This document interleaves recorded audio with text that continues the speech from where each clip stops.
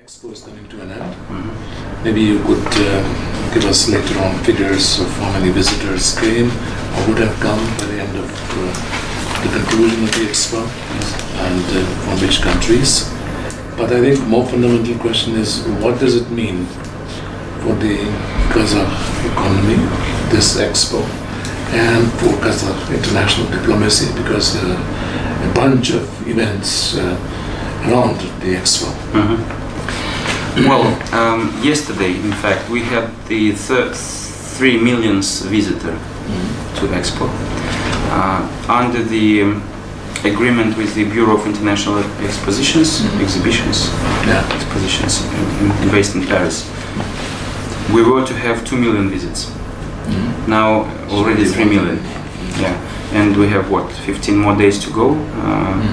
So hopefully this number will continue to grow. There is a usual, apparently, surge in visitation numbers towards the end of the Expo.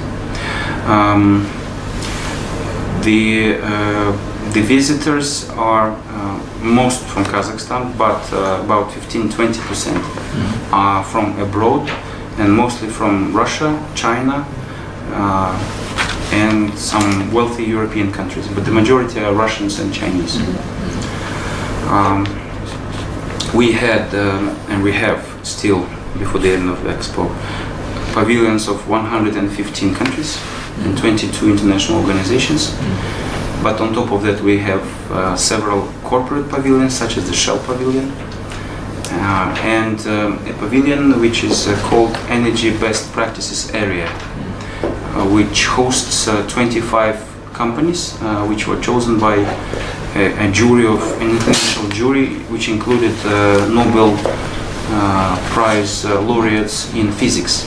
So they chose the best 25 innovations in modern technologies in how to use alternative energy sources. So this is not to mention, of course, the Nur Alem, the sphere, the spherical building, completely spherical building that is hosting Kazakhstan's national pavilion, and will continue to host it once Expo completes. So this exhibition in Kazakhstan's pavilion will stay. This is a permanent exhibition. It will stay as a museum of the future, if you will, of future energy. I think the most important thing about Expo is that it has fulfilled its mission of serving as the platform for exchange of ideas, exchange of technologies, exchange of best practices in the energy sphere among the countries of the world. So we've succeeded in creating such a platform where throughout Expo we had so many, as you said, international events focusing on energy, focusing on security, energy security, etc. That this will create the surge in exchanges of technology among those countries.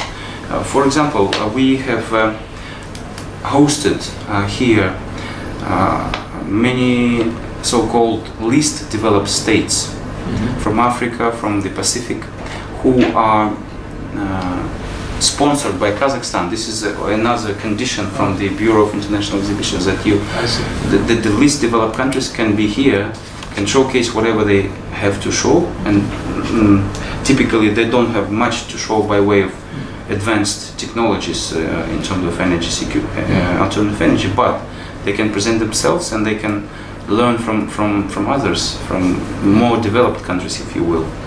And this is what I think what we have succeeded in creating this platform for exchange of best ideas.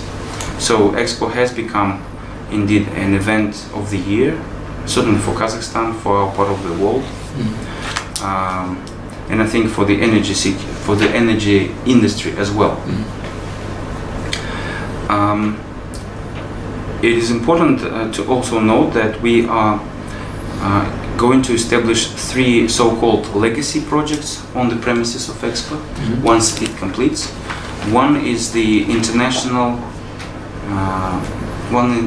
Astana International Financial Center, AIFC.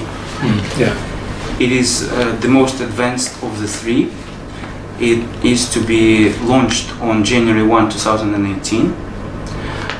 This will be based on the model of, say, Dubai International Financial Center, in that it will use English common law as the law of this particular entity. They have also signed agreements with the Shanghai Stock Exchange and with Nasdaq Stock Exchange in the United States to establish trading partnerships. What they will be doing is establishing the Astana International Stock Exchange here on the premises of this AIFC. It will have a designation of AIX for the stock exchange. This is where the privatization of Kazakhstan's major companies will take place over the next few years. The IPOs will be done through the Astana International Financial Center. This is one.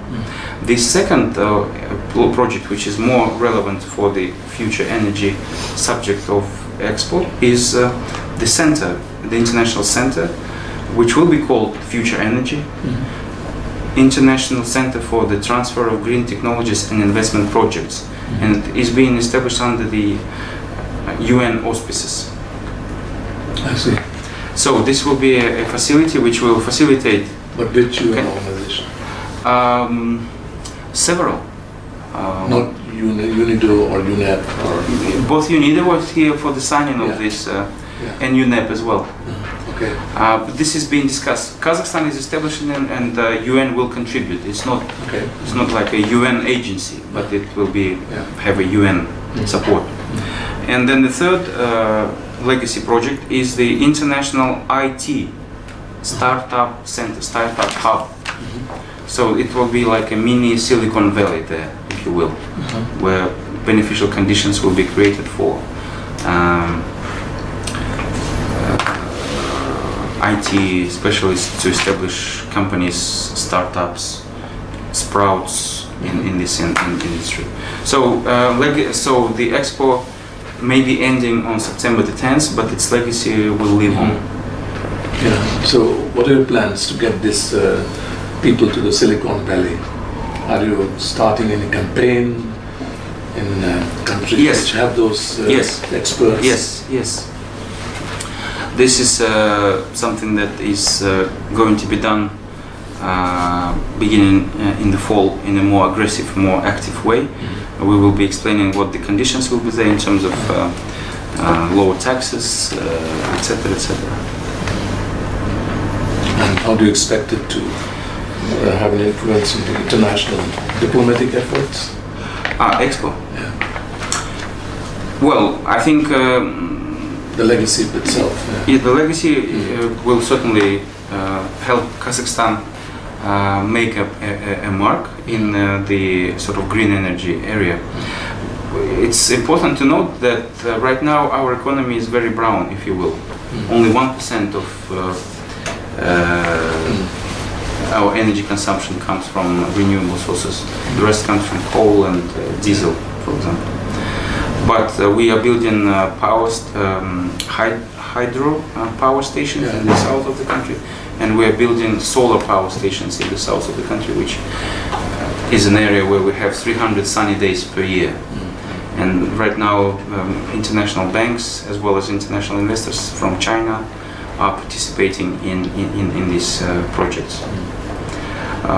So Kazakhstan has contributed to this global dialogue on how to build a more sustainable economy based on the more environmentally friendly energy sources.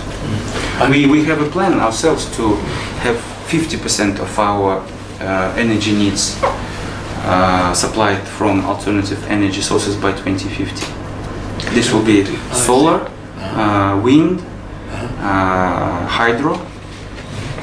Not included in the mix will be still nuclear. We have plans to build nuclear power plants because we are right now the world's largest producer of natural uranium and the world's largest exporter of natural uranium.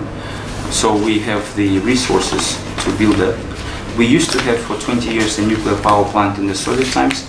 It then was decommissioned, but we believe we have the the resources and the will and the power to develop nuclear power stations as well.